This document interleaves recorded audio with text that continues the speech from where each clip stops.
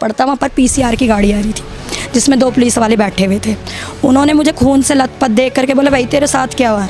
मैंने कहा जी मेरे साथ ऐसे मार पिटाई हुई है, मेरा खून बह रहा, आप मेरी मदद करो, लड़के अभी आई हैं, आप चाहो तो पकड़ सकते हो। वो बोले जा तू ऐसा कर, थाने चली जा, थाने में जा कर के शिकायत दर्ज कर। वो मुझे थाने में ले करके गया, हम थाने में गए हैं तो कह रहे पहले जा MLCL बनवा। मैं MLCL बनवाने गई हूँ, उसके बाद मेरे 3 घंटे MLCL बनाने में लगा दिए। 3 घंटे से MLCL बनवा करके मैं आई हूँ तो ये कह रहे सर आप कुछ भी नहीं सुन रहे, कोई कार्रवाई नहीं हो रही, मैं 100 नंबर पे फ़ोन करूँगा। तो मेरे हस्बैंड को कहते हैं अगर आप तू 100 नंबर पे फ़ोन करेगा ना तो मैं तेरे को उठा के बंद कर दूँगा। हमारे साथ ही मार पिटाई, हमारे साथ ही क्राइम ही हुआ और हमें ही बंद करेंगे।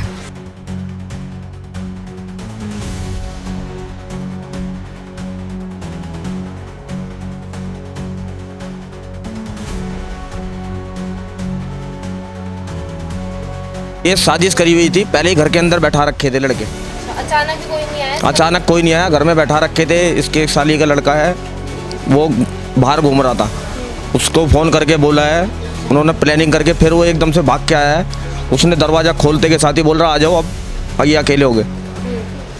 बस वो सारे एकदम से घर से बाहर निकले हैं। फिर आता कि भैया 17 साल का माइनर है, मैं इसे मर्डर करवा दूंगा और तू कुछ नहीं कर पाएगा, मैं तो 2 मिनट में इसकी बिल करा लूँगा। आजकल 17 साल के 16 साल के बच्चे चाकू लेकर घूमते हैं। सीधा जवाब होता है मेरा क्या कर लोगे, मैं तो माइनर हूँ, मेरे को क्या 1-2 महीने में आ जाऊँगा बच्चों वाली जेल में जाऊँगा, मुझे कुछ नहीं होगा। हाँ जी, फिर मैं गई हूँ, मेरे चोट लगी है सर पे, मेरे खून हो रहा था बहुत ज़्यादा। मैं हॉस्पिटल नहीं गई, मैं पहले सीधे थाने गई हूँ।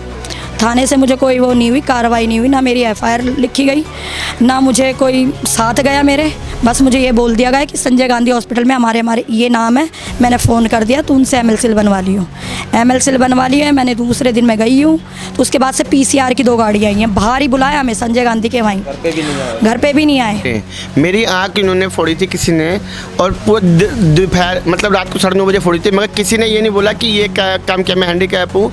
मेरी क्या नाम है, मेरे आँख ख़त्म हो गई थी उसी टाइम, मगर किसी गली वाले ने ये नहीं बोला कि इस आदमी के साथ आँख फोड़ दी गई है। मंगोलपुरी में कभी मर्डर कभी क्या, जब भी उन बच्चों को उनके माँ बाप सपोर्ट करते हैं कि तुम क्राइम करो, हमारे पास पैसा है हम लगा देंगे, जब भी 19 से 20 साल के बच्चे इतने क्राइम कर रहे हैं। होने दो, आजकल ऐसा माहौल हो गया है कि कोई भी किसी को ये नहीं बोलता कि भाई चल 20 बचाव करा दे, इसको 2 जने मारे उसको हाथ पकड़ ले, उसे बचाने की कोशिश करे, कोई नहीं करता है जी।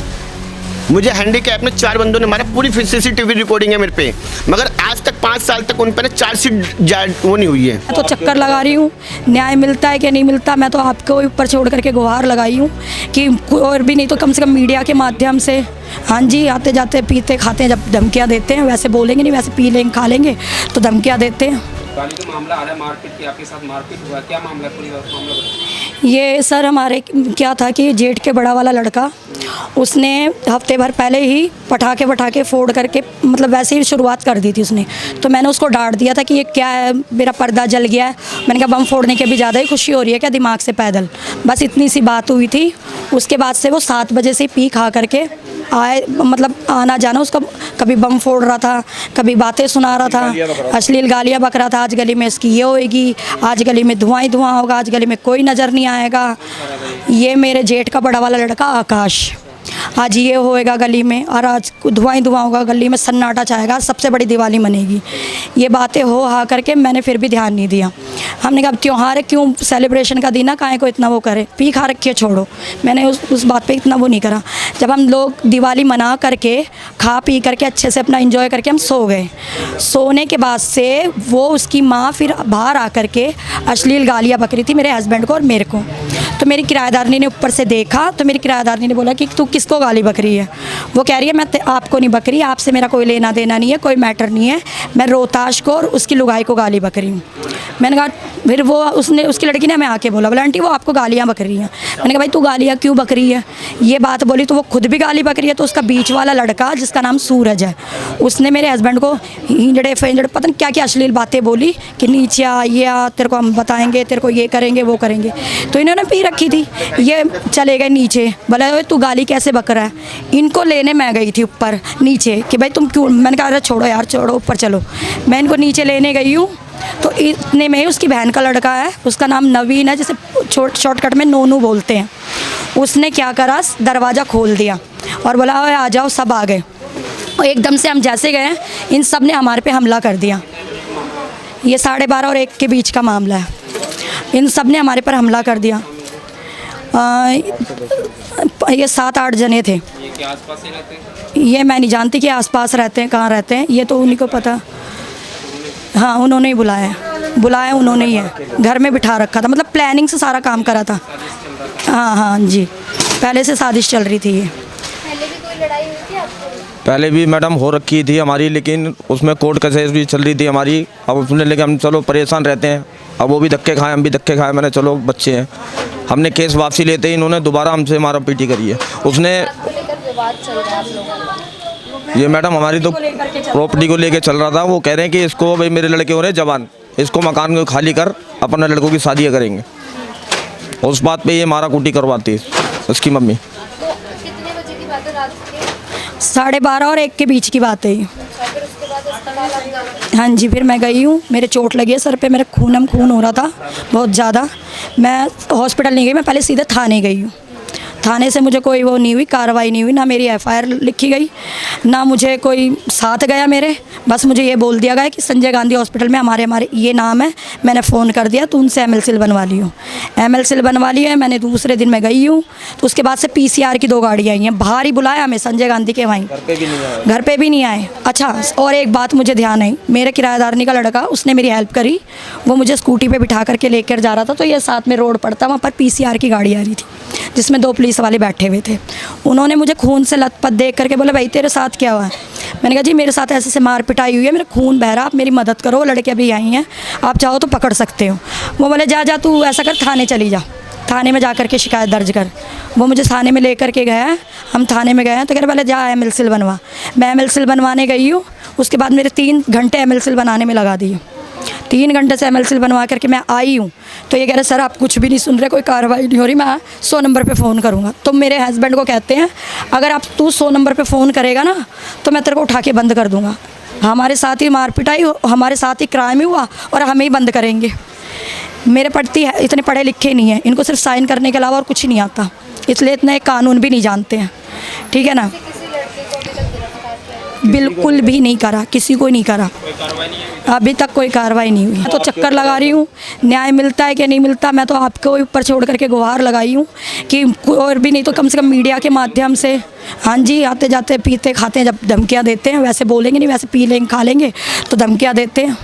क्या बोलते सर आपको? यहाँ इसी निकलते बढ़ते मैडम गाली बकते हैं, तेरे को मार देंगे जान से, तू अब जो मर्जी कर रही हो। अच्छा, तो ये चीज़ आपने पुलिस को बताई, कंप्लेंट वगैरह? सब कुछ बता रखा मैडम, कोई सुनाई नहीं हो रही। वो मेरे को ही बंद करने की धमकी देते हैं पुलिस वाले। आईओ कौन? आईओ का मैडम नाम तो मेरे को थाना कौन सा? मंगोलपुरी थाना मैम। मंगोलपुरी थाना। हाँ जी।